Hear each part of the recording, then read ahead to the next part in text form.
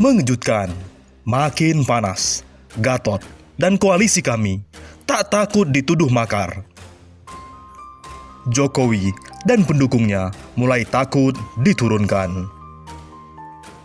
Penggiat media sosial Denny Siregar menyindir pembentukan koalisi aksi menyelamatkan Indonesia kami yang dimotori mantan Ketua PP Muhammadiyah Din Samsudin dan dikawal oleh Jenderal Gatot Nurmantio. Menurut Denny, koalisi kami yang dibangun merupakan koalisi sakit hati. Mereka membentuk koalisi karena kelamaan menunggu pemilihan presiden Pilpres 2024. Ada koalisi dengan bunyi Koalisi Menyelamatkan Indonesia. Harusnya yang tepat judulnya Koalisi Sakit Hati. Kelamaan nunggu Pilpres tahun 2024. Cetus Denny. Tak puas sampai di situ, politikus PDI Perjuangan Ruhut Sitompul mengomentari deklarasi koalisi aksi menyelamatkan Indonesia kami yang dihadiri banyak tokoh di Jakarta Minggu 2 Agustus. Deklarasi nih pakai embel-embel menyelamatkan bangsa. Aku jadi tertawa termehek-mehek. Orang-orangnya mereka lagi. Sindir Ruhut lewat akun Twitternya Senin 3 Agustus.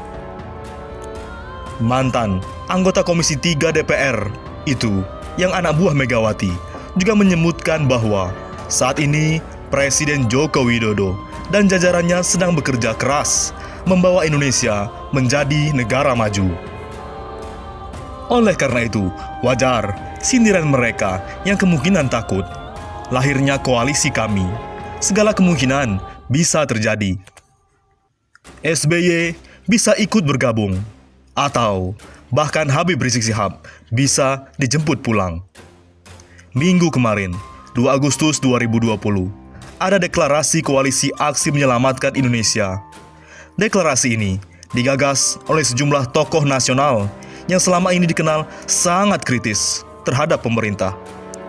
Lahirnya koalisi kami merupakan tindak lanjut dari 9 tokoh oposisi.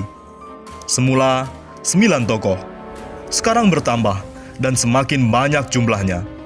9 tokoh itu adalah Abdullah Hema Mahua, MH Ainun Najid, Din Samsudin, Gus Najih, Habib Rizik, Rizal Ramli, Refli Harun, Rocky Gerung, dan Said Didu. Dari 9 tokoh itu, kini jumlahnya sudah semakin banyak. Ada dari militer seperti Gatot Nurmantio, ada juga Rahmawati Soekarno Putri, ada ekonom Ihsanuddin Nursi, ada aktivis seperti Syahganda Nainggolan, Ahmad Yani, Habib Muhsin, Habib Smith Al-Hadar, MS Kabar, Jumhur Hidayat, Sri Bintang Pamungkas, dan Husnul Mariah, dan juga dari tokoh Nahdlatul Ulama, yaitu Joko Edi dan Rahmat Wahab. Berdirinya koalisi aksi menyelamatkan Indonesia menimbulkan sejumlah pertanyaan. Apakah Indonesia kondisi tidak selamat? Lalu, mau menyelamatkan Indonesia dengan cara apa? Dari banyak komentar, sejumlah tokoh yang tergabung dalam koalisi kami nampak tegas. Kesimpulannya bahwa Indonesia sedang menuju ke arah yang salah. Bisa hancur akibat cara yang keliru dalam mengelola negara, zigzag dan cenderung ugal-ugalan. Bermula dari ambisi infrastruktur yang membuat hutang negara mengalami pembengkakan yang luar biasa, sekitar 7.000 triliun. Korupsi semakin masif yang diantaranya mengakibatkan sejumlah BUMN bangkrut. Terbit undang-undang yang dicurigai untuk melindungi para koruptor dan perampok negara, terutama revisi Undang-Undang KPK, Undang-Undang Corona, dan Undang-Undang Minerba. Belum lagi RUU Omnibus Law Cipta Kerja yang semakin memangkas hak dan kemiskinan dan memiskinkan buruh. Lahirnya kami adalah bagian dari bentuk keprihatinan atas bangsa yang semakin hari semakin terpuruk. Penguasa dengan semua aturan dan kebijakannya dianggap lebih berpihak kepada korporasi daripada memikirkan nasib rakyatnya sendiri. tanpa undang-undang corona, tanpa undang-undang minerba, dan tanpa RUU Omnibus Law, kehidupan rakyat sudah sangat berat. Lahirnya sejumlah undang-undang dan RUU tersebut membuat kehidupan rakyat semakin frustasi. Belum lagi, hukum yang cenderung berpihak kepada orang-orang seperti Joko Chandra, Harun Masiku, dan Abu Janda, representasi dari konglomerasi, partai pengusung, dan kelompok pendukung. Halo, apa kabar kasus EKTP? Terkini adalah RUU HIP. MUI dan lebih dari 200 ormas menolak RUU ini karena dianggap sebagai upaya untuk memberi peluang bangkitnya komunisme. Tapi, pemerintah dan fraksi PDIP nampaknya kekeh dan tetap akan mensukseskan RUU HIP ini. Meski kali ini diwacanakan dengan nama lain, RUU BPIP. Belum lagi praktek politik yang menganut asas demokrasi terkendali. Semua dikontrol, baik melalui undang-undang maupun aparat. Dari semua keprihatinan ini, lahirlah koalisi kami. Dari segi nama, gerakan ini fokus untuk menyelamatkan bangsa. Bagaimana cara menyelamatkannya? Apakah menasihati dan mengkritik pemerintah? Sudah, bahkan setiap hari, dengan demo. Seringkali, apakah berpengaruh? Ternyata tidak. Lalu bagaimana? Apakah mau ganti presiden dengan memintanya mundur? Pasti presiden tidak bakal mau. Bisa-bisa akan dianggap makar. Tapi setidaknya, berkumpulnya para tokoh nasional dari berbagai unsur bangsa ini akan menjadikan perhatian tersendiri bagi rakyat Indonesia saat ini. Apalagi jika jumlah tokoh semakin banyak dan mendapatkan semakin besar dukungan dari rakyat, maka segala kemungkinan bisa terjadi. Oleh karena itu, pendukung Jokowi mulai ketakutan.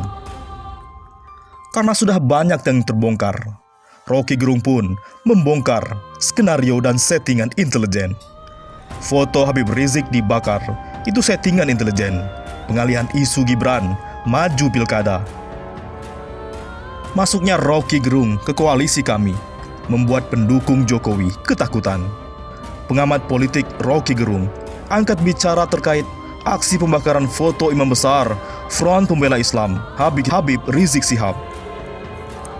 Menurut Rocky, peristiwa pembakaran foto Habib Rizik Syihab itu merupakan bagian dari operasi intelijen. Namun, operasi tersebut dibilang dungu oleh Rocky. Mengapa demikian? Sebab aksi pembakaran tersebut tidak dipersiapkan secara matang. Rocky menilai hal tersebut merupakan settingan intelijen. Aksi pembakaran poster Habib Rizik Syihab adalah sebuah settingan intelijen yang gagal dan tidak kontekstual dengan kondisi real yang terjadi saat ini, kata Rocky dalam sebuah wawancara pada Sabtu, 1 Agustus. Rocky menjelaskan, salah satu kesalahan yang sangat tampak adalah pasca pembakaran foto Habib Rizik, terjadi penyerangan terhadap kantor PDIP di Bogor, Jawa Barat.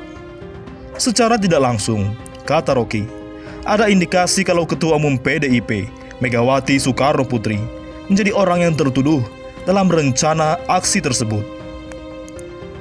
Jadi begitulah akhirnya.